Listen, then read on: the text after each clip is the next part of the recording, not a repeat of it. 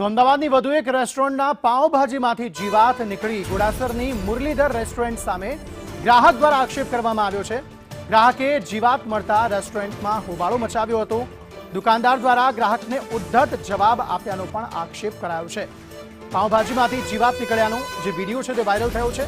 AMC food વિભાગની team દ્વારા તાત્કાલિક તપાસ કરવામાં આવી। સ્વચ્છતાના અભાવે રેસ્ટોરન્ટને 25,000નો દંડ પણ ફટકારાયો છે।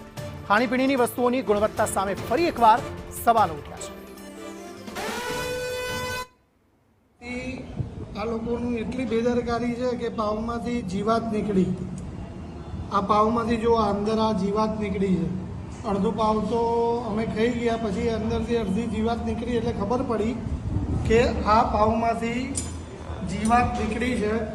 અને આ મુરલીધર ભાજી પાવવાળાનું એવું કહેવું છે કે તમારાથી થાય એ કરી લો, બરાબર, તમારાથી થાય એ કરી લો, અમે તો આવું જ ચાલુ રાખવાના છે।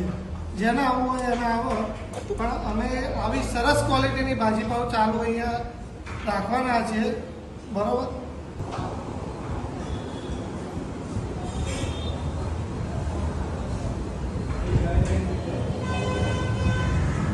બરાબર।